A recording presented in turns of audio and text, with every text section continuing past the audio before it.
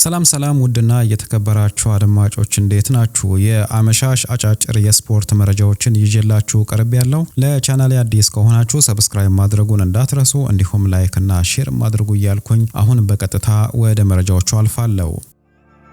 ከአርሰናል ጋር በተያያዘ እየተወሩ ያሉትን መረጃዎች በማየት የምንጀምር ነው የሚሆነው። አርሰናሎች የኮሞውን የክንፍ ተጫዋች ጄሱስ ሮድሪጌዝን እየተመለከቱት እንደሚገኙ ተገልጿል። ከአሰልጣኝ ሴስክ ፋብሪጋስ ጋር በኮሞ ምርጥ የሚባል እንቅስቃሴ እያደረገ ያለው ወጣቱ ጄሱስ ሮድሪጌዝ በአርሰናሎች እይታ ውስጥ እንደሚገኝና የአርሰናሎች መልማዮችም ተጫዋቹን እየተመለከቱት እንደሚገኙ ተገልጿል። የ20 ዓመት ወጣት ተጫዋች የሆነው ጄሱስ ሮድሪጌዝ ባለፈው ዓመት ነበር ከሪያል ቤቲስ ወደ ኮሞ የተዘዋወረው። ፈጣን ተጫዋች ነው። እንዲሁም የጎል ዕድሎችን በመፍጠርም ጥሩ የሚባል እንቅስቃሴን በማድረግ ላይ የሚገኝና በበርካታ የአውሮፓ ክለቦች እይታ ውስጥ የሚገኝ ተጫዋች ነው። አርሰናሎች በቀጣዩ ክረምት የክንፍ መስመራቸውን ለማጠናከር ከፍተኛ የሆነ እንቅስቃሴ ያደርጋሉ ተብሎ ይጠበቃል። በተለይ በግራ መስመር በኩል ያለውን ቦታ በአዳዲስ ተጫዋቾች ሊተኩ እንደሚችሉ ነው እየተገለጸ የሚገኘው። ጋብሪኤል ማርቲኔሊ እንዲሁም ሊያንድሮ ትሮሳርድ ዘንድሮዛ ቦታ ላይ ታዲያ ጥሩ የሚባል እንቅስቃሴ ማድረግ አልቻሉም። ኤብሪቼ ኢዜም ተሰልፎ የተጫወተበት አጋጣሚ አለ። ነገር ግን በመከላከሉ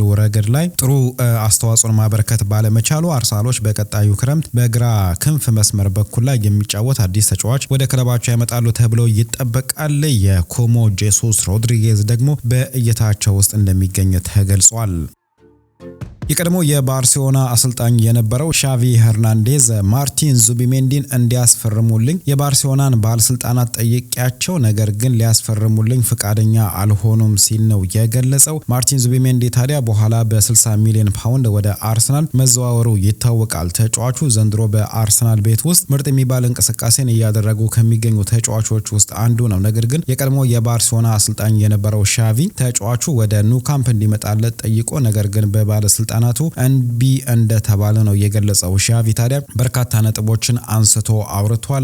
የክለቡ ባለስልጣናትንም ተችቷል። ከዚህ ጋር በተያያዘ በኋላ ላይ የማቀርብላችሁ ነገር ይኖራል። እንዳጠቃላይ ግን ማርቲን ዙቢሜንዲን ወደ ባርሴሎና እንዲያመጡልኝ ጠይቄያቸው እነሱ ግን እንቢ ብለው በርካሽ ሌላ ተጫዋች አስፈርመዋል ሲል ነው የቀድሞ የባርሴሎና አሰልጣኝ የነበረው ሻቪ ሄርናንዴዝ የተናገረው። አርሰናል በሻምፒዮንስ ሊጉ ከባየር ሊቨርኩሰን ጋር ጨዋታ እንዳለው ይታወቃል። ወደ ጀርመን በማምራት ነው ይህንን ጨዋታ የሚያደርገውና ከጉዳት ጋር በተያያዘ አሁን አርሰናሎች አሳሳቢ ደረጃ ላይ እየደረሱ ይገኛሉ ብለን መናገር እንችላለን። በርካታ ተጫዋቾች ታዲያ በጉዳትና በህመም እንዲሁም በግጭት ምክንያት ጨዋታዎችን አቋርጠው እየወጡ ነው። ከልምምዶችም እየቀሩ ይገኛሉ። ባለፈው በኤፍኤ ካፑ በርካታ ተጫዋቾች እንዳልተሳተፉ ይታወቃል። በጨዋታ ላይም ተሰልፎ የተጫወቱት እንዲሁም ተቀይሮ ወደ ሜዳ የገቡት እነ ሊያንድሮ ትሮሳርድ እንዲሁም ሪካርዶ ካላፊዮሪ ግጭትና ጉዳት አጋጥሟቸው ጨዋታውን ለቀው መውጣታቸው ይታወሳልና አሰልጣኝ ሚኬል አርቴታ ጋዜጣዊ መግለጫ ሲሰጥ የምንመለከት ነው የሚሆነው። አርሰናሎች አሁን በርካታ ጨዋታዎች ናቸው የሚጠብቃቸው። ሻምፒዮንስ ሊግ ጨዋታ አላቸው። በመቀጠል ደግሞ በፕሪሚየር ሊጉ ከኤቨርተን ጋር፣ በካራባኦ ካፕ ፍጻሜ ከማንቸስተር ሲቲ ጋር፣ በሻምፒዮንስ ሊጉም የመልስ ጨዋታ ይጠብቃቸዋል ከኢንተርናሽናል ውድድሩ አስቀድመውና ተጫዋቾች በአሁኑ ሰዓት በጉዳትና በግጭት ምክንያት እንዲሁም በጨዋታ መደራረብ ምክንያት ከሜዳ በመራቅ ላይ ይገኛሉ። ማንቸስተር ዩናይትድ በክረምቱ ክለቡን ይለቃል ተብሎ የሚጠበቀውን ካዘሚሮን ለመተካት በ43 ሚሊዮን ፓውንድ ከኖቲንግሃም ፎረስት ኢብራሂም ሳንጋሬን ሊያስፈርሙ እንደሚችሉ እየተገለጸ ይገኛል። ካዘሚሮ ታዲያ ክለቡን እንደሚለቅ አስቀድሞ መገለጹ ይታወቃል። ይህንን ተከትሎ የተለያዩ ተጫዋቾች ስማቸው ከማንቸስተር ዩናይትድ ጋር እየተያያዘ ይገኛል። ኢብራሂም ሳንጋሬ ደግሞ ሌላኛው ተጫዋች ነው። ጠንካራ ተጫዋች ነው። በመከላከል ረገዱም ጥሩ የሚባል እንቅስቃሴ እያደረገ የሚገኝ ተጫዋች ነው። እንዲሁም ጫናዎችንም መቋቋም የሚችል ተጫዋች ነውና ይህንን ተጫዋች አሁን ማንቸስተር ዩናይትዶች እየተመለከቱት እንደሚገኙ ተገልጿል። ኖቲንግሃም ፎረስቶች ተጫዋቹን በ30 ሚሊዮን ፓውንድ ያስፈረሙት ሲሆን አትርፈው መሸጥ ይፈልጋሉና እስከ 43 ሚሊዮን ፓውንድ ተገምተዋል። አሁን ላይ አስቶን ቪላ፣ ዌስትሃም ዩናይትድ፣ ባየር ሙኒክ እና ሊቨርፑልም ተጫዋቹን እየተመለከቱት እንደሚገኙ ተገልጿል። ማንቸስተር ዩናይትዶችም ታዲያ ይህንን ተጫዋች በርካሽ ዋጋ እናገኘዋለን የሚል እምነት ስላላቸው ለማስፈረም ማቀዳቸውን ነው ኮት ኦፍሳይድ የዘገበው። ዩናይትዶች አንድ ወጣት የተከላካይ መስመር ተጫዋች እየተመለከቱ ይገኛሉ። በአሁኑ ሰዓት ትሮምሶ ለሚባል ክለብ እየተጫወተ የሚገኘው ሴዲ ኪንቴን በቅርበት እየተከታተሉ እንደሚገኙ ተገልጿል።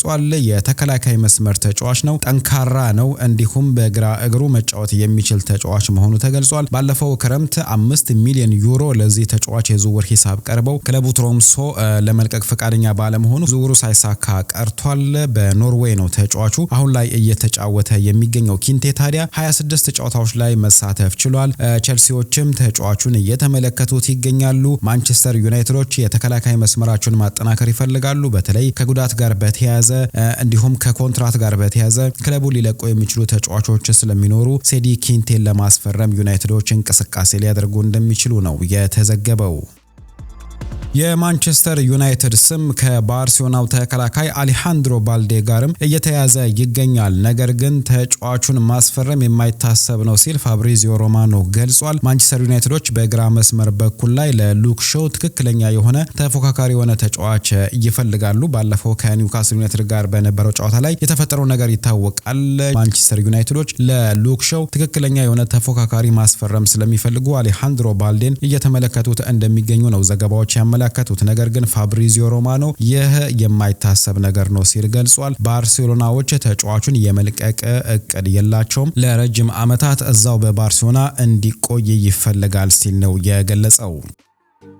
ማንቸስተር ዩናይትዶች የኒውካስል ዩናይትዱን ብሩኖ ጉማሬሽን እየተመለከቱት እንደሚገኙ ተገልጿል። የኒውካስል ዩናይትዱን ጉማሬሽ ለማስፈረም ግን የግድ እስከ 80 ሚሊዮን ፓውንድ ለመክፈል እንደሚገደዱ ነው የተገለጸው። በአብዛኛው የ8 ቁጥር ቦታ ተጫዋች የሆነው ብሩኖ ጉማሬሽ በተከላካይ አማካይ ቦታ ላይ መጫወት የሚችል ተጫዋች ነው። ማንቸስተር ዩናይትዶች ታዲያ ክለቡን የሚለቀውን ካዛሚሮን ለመተካት እየተመለከቷቸው ከሚገኙ ተጫዋቾች ውስጥ አንዱ እንደሆነ ነው የተገለጸው። ተጫዋቹ ኳስን በመቆጣጠር ወይም ደግሞ ጨዋታን በመቆጣጠር ረገድ የተሳካለት ተጫዋች ነው ማለት ይቻላል። በመከላከሉ ረገድም ታዲያ ጥሩ የሚባል እንቅስቃሴን ያደረገ ተጫዋች ነው። የቡድን አምበልም ነው፣ መሪም ነውና ይህንን ተጫዋች ለማስፈረም ማንቸስተር ዩናይትዶች ፍላጎት ማሳየታቸው ተዘግቧል። ነገር ግን ተጫዋቹን ለማስፈረም ከበርካታ ታላላቅ ክለቦች ጋር መፎካከር እንደሚኖርባቸው ነው የተዘገበው።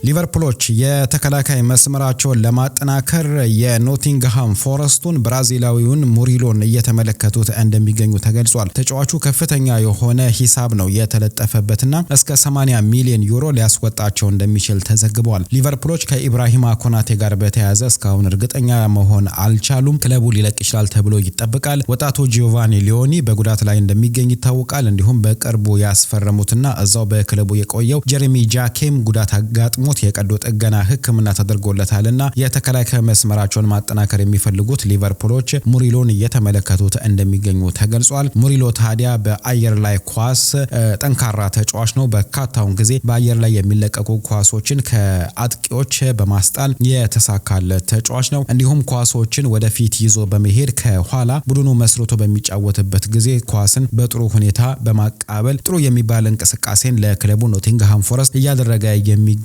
ተጫዋች ነው። ይህንን ተጫዋች እየተመለከቱ ይገኛሉ። በርካታ ክለቦችም ተጫዋቹን ለማስፈረም በቀጣዩ ክረምት ይፎካከራሉ ተብሎ ይጠበቃል። በተለይ ኖቲንግሃም ፎረስቶች ወደ ታችኛው ዲቪዚዮን የሚወርዱ ከሆነ ተጫዋቹን ለማስፈረም ሌሎች ክለቦችም ሊቀላቀሉ እንደሚችሉ ተዘግቧል። ሊቨርፑሎች የቦርንሞዙን ወጣቱን ተጫዋች ኤሊ ጁኒየር ክሩፒን እየተመለከቱት እንደሚገኙ ተዘግቧል። ቴሌፉት የተሰኘው የፈረንሳይ ጋዜጣ ይዞት የወጣው መረጃ እንደሚያመላክተው ከሆነ የ19 ዓመቱን ተጫዋች ለማስፈረም ከሊቨርፑል ጋር ሪያል ማድሪድ እና ፒኤስጂም ሊፎካከሩ እንደሚችሉ የተገለጸው። ባለፈው ዓመት ለሎሬ የተጫወተ 23 ጎሎችን ማስቆጠር የቻለው የአጥቂ መስመር ተጫዋቹ ዘንድሮ በፕሪሚየር ሊጉ እስካሁን 8 ጨዋታዎችን ማስቆጠር ችሏል። በአጥቂ መስመር ቦታ ላይ ታዲያ ተደራቢ አጥቂ ሆኖ መጫወት ይችላል። እንዲሁም በክንፍ መስመር ቦታ ላይ መጫወት የሚችል ተጫዋች ነውና ሊቨርፑሎች ይህንን ተጫዋች እየተመለከቱት እንደሚገኙ ተገልጿል።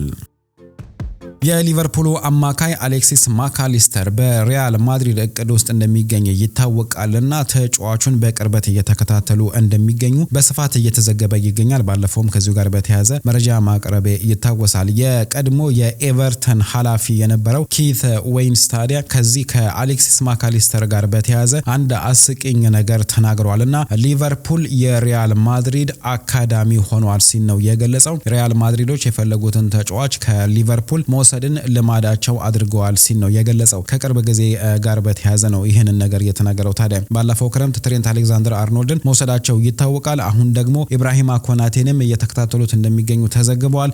አሌክሲስ ማካሊስተር፣ ዶሚኒክ ሶቦዝላይ ስማቸው በተደጋጋሚ ከሪያል ማድሪድ ጋር እየተያያዙ የሚገኙ ተጫዋቾች ናቸውና ለዚህም ነው የቀድሞ የኤቨርተን መሪ የሆነው ኪት ዌይንስ ሊቨርፑልን ለማብሸቅ ሲል ይህንን ቃል የተጠቀመው። እንዳጠቃላይ አሌክሲስ ማካሊስተር ከብራይተን ለሊቨርፑል ከፈረመ በኋላ ምርጥ የሚባል እንቅስቃሴን እያደረገ የሚገኝ ተጫዋች ነው። እስከ 2028 በክለቡ የሚያቆይ ኮንትራት አለው። ነገር ግን ሪያል ማድሪዶች አሁን ተጫዋቹን እየተመለከቱት እንደሚገኙ ተዘግበዋል። ሊቨርፑሎች በቀጣዩ ክረምት የክንፍ መስመራቸውን ለማጠናከር እንቅስቃሴ ያደርጋሉ ሲል ፋብሪዚዮ ሮማኖ ዘግቧል። ሞሐመድ ሳላ እንዲሁም ኮዲ ጋክፖ ዘንድሮ ጥሩ የሚባል እንቅስቃሴን ማድረግ አልቻሉምና ሁለቱም ክለቡን ሊለቁ እንደሚችሉ የተዘገበው። ሞሐመድ ሳላ ወደ ሳውዲ ፕሮ ሊግ ያመራል ተብሎ ይጠበቃል። ኮዲ ጋክፖ ወጥ የሆነ ብቃት ማሳየት አቅቶታል። እሱም ታዲያ በክለቡ ሊሸጥ እንደሚችል ነው እየተዘገበ የሚገኘውና በርካታ ተጫዋቾችን ሊቨርፑሎች እየተመለከቱ እንደሚገኙና የክንፍ መስመራቸውን ለማጠናከር በክረምቱ እንቅስቃሴ ያደርጋሉ ሲል ነው የፋብሪዚዮ ሮማኖ የገለጸው። ማይክል ኦሊሴን እንደሚፈልጉትም ፋብሪዚዮ ሮማኖ አረጋግጧል። ነገር ግን የውል ማፍረሻ ስለሌለውም ተጫዋቹን ማስፈረም ከባድ ሊሆን እንደሚችል ተገልጿል። የአርቢ ላይፕዚቹ ዮሃን ዲዮማንድም ስሙ በተደጋጋሚ ከሊቨርፑል ጋር እየተያዘ የሚገኝ ተጫዋች ነው። የሪያል ማድሪዱ ሮድሪጎ እንዲሁም የፒኤስጂው ኪቪቻ ክቫራትስኬሊያ እንዲሁም እዛው ለፒኤስጂ የተጫወተ የሚገኘው ብራድሊ ባርኮላ ስማቸው ከሊቨርፑል ጋር እየተያዙ የሚገኙ ተጫዋቾች ናቸው። ሊቨርፑል በቀጣዩ ክረምት የክንፍ መስመሩን ለማጠናከር እነዚህ ተጫዋቾች ላይ ሊያተኩር እንደሚችል ነው የተዘገበው። ባርሴሎናዎች የማንቸስተር ሲቲውን አጥቂ ኦማር ማርሙሽን ማስፈረም ይፈልጋሉ። ነገር ግን የአሰልጣኝ ፔፕ ጋርዲዮላን ውሳኔ እየተጠባበቁ እንደሚገኙ ተገልጿል። ኦማር ማርሙሽ ዘንድሮ አጀማመሩ ጥሩ ባይሆንም ከቅርብ ጊዜ ወዲህ ግን ጥሩ የሚባል እንቅስቃሴን በማድረግ ለክለቡም ጎሎችን እያስቆጠረ ይገኛል። በኤፍኤ ካፕ ከኒውካስል ዩናይትድ ጋር በተደረገው ጨዋታ ላይ 2 ጎሎችን ማስቆጠሩ ይታወሳል። ተጫዋቹ ታዲያ ከበርካታ ተጫዋቾች ጋር ነው እየተፎካከረ የሚገኘው በአጥቂ መስመር ቦታ ላይ ለመሰለፍ ማለት ነው። ኤርሊንግ ሃላንድ ዋነኛው ተመራጭ ተጫዋቹ መሆኑ ይታወቃል። በክንፍ መስመር በኩልም ታዲያ እነ አንቷን ሴሜኞ ወደ ክለቡ ከመጡ በኋላ ፉክክሮች በርትተዋልና ተጫዋቹ በማንቸስተር ሲቲ በቂ መሰለፍ እድልን እያገኘ አይደለም። የባርሴሎናን እድል የሚያገኝ ከሆነ ለመዘዋወርም ፍቃደኛ መሆኑ እየተዘገበ ይገኛል። ባርሳዎች ደግሞ ሮበርት ሌዋንዶውስኪን በክረምቱ ስለሚለቁት የአጥቂ መስመር ተጫዋች ይፈልጋሉና ኦማር ማርሙሽን እየተመለከቱት እንደሚገኙ ተገልጿል። ተጫዋቹ እስከ 2029 በክለቡ የሚያቆዩ ኮንትራት ስላለው ማንቸስተር ሲቲዎች ከፍተኛ የሆነ የዝውውር ሂሳብ ሊጠይቁ ይችላሉ የሚል ስጋት አለ። በሌላ በኩል ደግሞ ሁሊያን አልቫሬዝ የባርሴሎና ዋነኛው ተመራጭ ተጫዋች ቢሆንም አትሌቲኮ ማድሪዶች ለተጫዋቹ ዝውውር ከፍተኛ የሆነ ዋጋን ስለሚጠይቁ ባርሳዎች ፊታቸውን ወደ ኦማር ማርሙሽ ለማዞር ማቀዳቸውን የተገለጸው። ይሁንና የአሰልጣኝ ፔፕ ጋርዲዮላ ውሳኔ አስፈላጊ ነው። ባርሴሎናዎች ተጫዋቹን ሊያገኙት የሚችሉት ፔፕ ጋርዲዮላ ክለቡን እንዲለቅ የሚፈቅድለት ከሆነ ብቻ እንደሆነ ነው የተዘገበውና በክረምቱ የሚፈጠረው ነገር እንጠብቃለን። ነገር ግን ባርሳዎች የኦማር ማርሙሽን ሁኔታን በቅርበት እየተከታተሉ ይገኛሉ። በርናርዶ ሲልቫ በክረምቱ ማንቸስተር ሲቲን ይለቃል ተብሎ ይጠበቃል። እስካሁን ታዲያ ከተጫዋቹ ጋር በተያያዘ ምንም አይነት የኮንትራት ማራዘሚያ ንግግር እየተደረገ አይደለም። በ2017 ከሞናኮ ለማንቸስተር ሲቲ ከፈረመ በኋላ 6 የፕሪሚየር ሊግ ዋንጫዎችን ማሸነፍ ችሏል። በርናርዶ ሲልቫ በርካታ ሌሎች ዋንጫዎችን ማሸነፏል። ኤፍኤ ካፕ እንዲሁም የካራባኦ ካፕን ጨምሮ ማለት ነው። የሻምፒዮንስ ሊግ ዋንጫንም ከማንቸስተር ሲቲ ጋር ማሸነፍ የቻለ ተጫዋች ነው። በርካታ ጨዋታዎች ላይ ተሰልፎ ተጫውተዋል። በርካታ ቦታዎች ላይም ተሰልፎ ተጫውተዋል። የተከላካይ መስመር ቦታ ሁሉ ሳይቀር ማለት ነው። በ31 ዓመቱ ታዲያ በርካታ ስኬቶችን ማሳካት የቻለው በርናርዶ ሲልቫ በክረምቱ ክለቡን ይለቃል ተብሎ ይጠበቃል። አስቀድሞ ስሙ ከባርሴሎና፣ ፒኤስጂ እንዲሁም የሳውዲ ፕሮ ሊግ ክለቦች ጋር ሲያያዝ ነበር። አሁን ግን የትኛው ክለብ ተጫዋቹን ለማስፈረም እንቅስቃሴ ያደርጋል የሚለውን በክረምት የምንመለከት ይሆናል። የቶተንሃም ሆትስፐሩ አሰልጣኝ ኢጎር ቱዶር በቀጣዮቹ 4 ጨዋታዎች ውጤት የማያስመዘግብ ከሆነ ሊሰናበት እንደሚችል ተዘግቧል። ኢጎር ቱዶር ወደ ክለቡ ከመጣ በኋላ ታዲያ 3ቱንም ጨዋታዎች ተሸንፏል። በቀጣይ የሚደረገው ነገር ደግሞ የሚጠበቅ ነው የሚሆነው። 4 ጨዋታዎች እንደሚሰጠው ተገልጿል። እንደዛ ቴሌግራፍ ዘገባ ከሆነ እነዚህ 4 ጨዋታዎች ላይ ውጤት የማያስመዘግብ ከሆነ ይሰናበታል ሲል ነው ቴሌግራፍ ያስነበበው። 2 የሻምፒዮንስ ሊግ ጨዋታዎች ናቸው ከአትሌቲኮ ማድሪድ ጋር የሚደረግ እንዲሁም በፕሪሚየር ሊጉ ከሊቨርፑልና ኖቲንግሃም ፎረስት ጋር ጨዋታ ይጠብቀዋል። እነዚህ ሁለቱ ጨዋታዎች ወሳኝነት አላቸውና በእነዚህ ጨዋታዎች ላይ ውጤት የማያስመዘግብ ከሆነ ኢጎር ቱዶር ሊሰናበት እንደሚችል ነው የተገለጸው። ቶተንሃም ስፐሮች ታዲያ በአንድ ነጥብ ነው ከወራጅ ቀጠናው ርቀው የሚገኙትና ቀጣዩን 2 ጨዋታዎች የማያሸንፉ ከሆነ በተለይ ከቀጥታ ተፎካካሪያቸው ኖቲንግሃም ፎረስት ጋር የሚያደርጉትን ጨዋታ ውጤት ይዘው የማይወጡ ከሆነና የማያሸንፉ ከሆነ በደረጃ ሰንጠረዡ ሊበለጡና ወደታች ሊወርዱ ይችላሉ። ይህንን ለማስቀረት ደግሞ የግድ አሰልጣኙን ማሰናበት ግድ ሊሆንባቸው እንደሚችል ነው የተገለጸው። ቶተንሃም ሆትስፐሮች አሁን ላይ 29 ነጥብ ነው ያላቸው። ዌስትሃም ዩናይትድ እና ኖቲንግሃም ፎረስት ደግሞ 28 ነጥብ ነው ያላቸው። ቀጣይን ሊቨርፑልን ነው የሚገጥመው ቶተንሃም ሆትስፐር ያውም ከሜዳው ውጪ አንፊልድ ላይ ማለት ነው። ይህንን ጨዋታ የማያሸንፍ ከሆነና ተከታዮቹ ኖቲንግሃም ፎረስት እና ዌስትሃም ዩናይትድ ጨዋታዎቻቸውን የሚያሸንፉ ከሆነ ወደ ወራጅ ቀጠና የሚገባ ይሆናል ማለት ነው። ምናልባት ዌስትሃም ዩናይትድ ከባድ ጨዋታ ከማንቸስተር ሲቲ ጋር ይጠብቀዋል በሜዳው ማለት ነው። ኖቲንግሃም ፎረስት ደግሞ ከፉልሃም ጋር ነው የሚጫወተው። እነዚህ ሁለቱ ክለቦች ጨዋታቸውን አሸንፈው ቶተንሃም ሆትስፐር ደግሞ በሊቨርፑል የሚሸነፍ ከሆነ የወራጅ ቀጠና ውስጥ ይገባል። በቀጣይ ደግሞ ከኖቲንግሃም ፎረስት ነው ቀጣይ ሳምንት ላይ የሚጫወተው ከሊቨርፑል ጨዋታ በኋላና እነዚህን ጨዋታዎች የማያሸንፍ ከሆነ አሰልጣኝ ኢጎር ቱዶር ሊሰናበት እንደሚችል ተገልጿል። በአጭር ጊዜ ክለቡን ሊያገለግሉ ይችላሉ ተብለው የሚጠብቁት ሪያን ሜሰን እንዲሁም ሾን ዳይሽ እንደሆኑ ነው ዘ ቴሌግራፍ የዘገበው። በረጅም ጊዜ ደግሞ ሮቢ ኪን፣ ሮቤርቶ ዲዘርቢና ቲያጎ ሞታ በእቅድ መያዛቸው ተዘግቧል። ባርሴሎናዎች የተከላካይ መስመራቸውን ለማጠናከር በአሁኑ ሰዓት ለሃምቡርግ እየተጫወተ የሚገኘውን የቶተንሃም ሆትስፐር ንብረት የሆነውን ሉካ ቩስኮቪችን ለማስፈረም ፍላጎት ማሳየታቸው ተዘግቧል። ባርሳዎች ዘንድሮ ከተከላካይ መስመሩ ጋር በተያያዘ ትልቅ ችግር ነው ያጋጠማቸው ብለን መናገር እንችላለን። ፓው ኩባርሲ እንዲሁም ጀራርድ ማርቲን ወጥ የሆነ ብቃት ማሳየት ተስኗቸዋል። ሮናልዶ አራውሆ እንደውም ክለቡን ዋጋ እያስከፈለ የሚገኝ ተጫዋች ነው። በዚህም መሰረት የተከላካይ መስመር ተጫዋች ለማስፈረም እንቅስቃሴ ያደርጋሉ ተብሎ ይጠበቃል። የኢንተር ሚላኑ አሌሳንድሮ ባስቶኒ፣ ማርኮ ሴኔሲ ስማቸው ከባርሴሎና ጋር የተያያዙ ተጫዋቾች ናቸው። ነገር ግን ባርሳዎች ጥረት ያደርጋሉ ተብሎ የሚጠበቀው የቶተንሃም ንብረት የሆነውን ሉካ ቩስኮቪችን ለማስፈረም ጥረት ያደርጋሉ የሚል መረጃ ነው እየወጣ የሚገኘው። ስፖርት ይዞት የወጣው መረጃ እንደሚያመላክተው ከሆነ የተጫዋቹ ወኪል የሆነውን ፒኒ ዛሃቪን ማነጋገራቸውም ነው እየተገለጸ የሚገኘውና በይፋ ግን ይህ ነገር የተገለጸ ነገር የለም። ነገር ግን በድብቅ የተጫዋቹን ወኪል ማነጋገራቸው እየተገለጸ ይገኛል። የባርሴሎናው ፕሬዝዳንት ሁዋን ላፖርታ ከዛሃቪ ጋር ምርጥ የሚባል ግንኙነት እንዳለው ነው የተገለጸው። ስለዚህ ተጫዋቹን ለማስፈረም ወኪሉን ማነጋገራቸው እየተገለጸ ይገኛል። ስለዚህ ባርሳዎች በቀጣዩ ክረምት ቩስኮቪችን ለማስፈረም ጥረት ያደርጋሉ ተብሎ ይጠበቃል።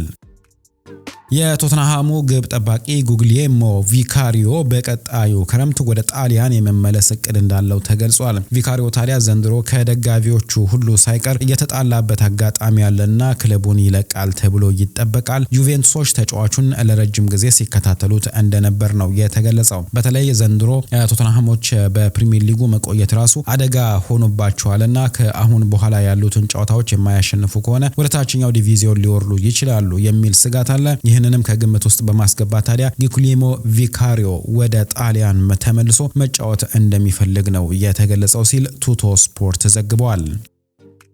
አንዲ ሮበርትሰን ባለፈው የጥር የዝውውር መስኮት ስሙ ከቶተንሃም ጋር የተያያዘ ቢሆንም ተጫዋቹ ግን በሊቨርፑል የመቆየት ፍላጎትና ህልም እንዳለው ተናግሯል። የ31 ዓመቱ አንዲ ሮበርትሰን ታዲያ ወደ ቶተንሃም ሆትስፐር ያመራል ተብሎ ሲጠበቅ ነበር። በ2017 ከሃል ሲቲ ለሊቨርፑል ከፈረመ በኋላ የፕሪሚየር ሊግ ዋንጫን 2 ጊዜ እንዲሁም ቻምፒዮንስ ሊግን የኤፍኤ ካፕ እና የካርሊንግ ካፕ ዋንጫን ከሊቨርፑል ጋር ማሸነፍ የቻለ ተጫዋች ነው። ተጫዋቹ ታዲያ በሊቨርፑል የመቆየት ፍላጎት እንዳለው ተዘግቧል።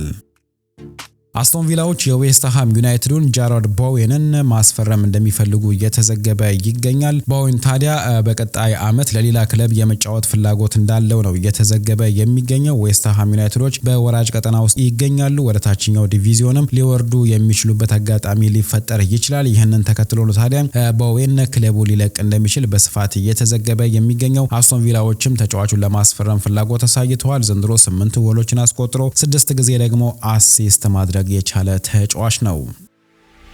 ከሻቪ ሄርናንዴዝ ጋር በተያያዘ ታዲያ ቀደም አንድ መረጃን አቅርቤላችሁ ነበር። ከአርሰናል ጋር በተያያዘ የአርሰናሉን ማርቲን ዙቢሜንዲን ማስፈረም እንደሚፈልግ ነበር የተናገረው። ነገር ግን ክለቡ ለማስፈረም ፍቃደኛ ባለመሆኑ ዝውውሩ ሳይሳካ እንደቀረ ተናግረዋል። በተጨማሪም ታዲያ ሻቪ የተናገራቸው ሌሎች ነገሮች አሉ። ከዛ ውስጥ አንዱ የሊዮኔል ሜሲ ጉዳይ ነው። ሊዮኔል ሜሲ ወደ ባርሴሎና ለመዘዋወር ተስማምቶ ነበር ሲል ነው የገለጸው። ከአርጀንቲናው የዓለም ዋንጫ በኋላ ተጫዋቹ ወደ ባርሴሎና የመመለስ ፍላጎት ነበር። ሁሉንም ነገር ጨርሰን ነበር፣ ስምምነት ላይ ደርሰን ነበር። ነገር ግን ሁዋን ላፖርታ ዝውውሩ እንዳይሳካ አድርጓል ሲል ነው ሻቪ የተናገረው። ላፖርታ እንደነገረኝ ከሆነ ሊዮ መመለስ አይችልም። ሊዮ የሚመለስ ከሆነ ከፍተኛ የሆነ የደሞዝ ቀውስ ያጋጥመናል። ስለዚህ ይህንን ነገር መቋቋም ስለማንችል ሊዮኔል ሜሲን አንመልሰውም ብሎኛል ሲል ነው ሻቪ የተናገረው ማለት ነው። ከዛ በተረፈም ታዲያ የባርሴሎና አሰልጣኝነት ጊዜ አብቅቷል። አሁን ላይ ባለው ሁኔታ እኔ ወደ ባርሴሎና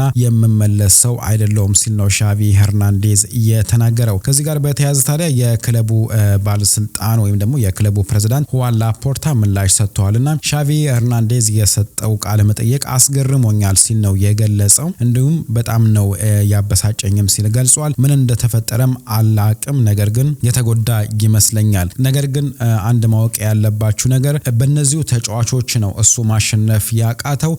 ሃንሲ ፍሊክ ደግሞ መጥቶ በእነዚህ ተጫዋቾች አሸንፏል ሲል ነው ሁዋን ላፖርታ ለሻቪ ምላሽ የሰጠው። እነዚህን ተጫዋቾች ይዘን ከሻቪ ጋር ብንቀጥል ኖሮ ምንም አናሸንፍም ነበር፣ ነገር ግን ከፍሊክ ጋር ማሸነፍ ችለናል ሲል ነው ሁዋን ላፖርታ ለሻቪ ምላሹን የሰጠው። በዛሬው ምሽት የኤፍኤ ካፕ ድልድል የሚወጣ ይሆናል፣ የቀጣዩ ዙር ማለት ነው። ዛሬ ታዲያ ምሽት ላይ አንድ ጨዋታ ይደረጋል። ከዛ ጨዋታ አስቀድሞ የኤፍኤ ካፕ ድልድል በቀጣይ የሚጋጠሙ ቡድኖችን የምናውቅበት ድልድሉ ማለት ነው በዛሬው ዕለት ይፋ የሚደረግ ነው የሚሆነው። ከብሬንትፎርድ እና ከዌስትሃም ዩናይትድ ጨዋታ አስቀድሞ የኤፍኤ ካፕ ድልድሉ ይፋ የሚደረግ ይሆናል። እንግዲህ አድማጮች ለዛሬ ያዘጋጀውላችሁ ነጫጭር መረጃዎች በዚሁ አጠናቅቄያለሁ። በቀጣይ በሌላ ፕሮግራም እስክንገናኝ ደህና ቆዩ።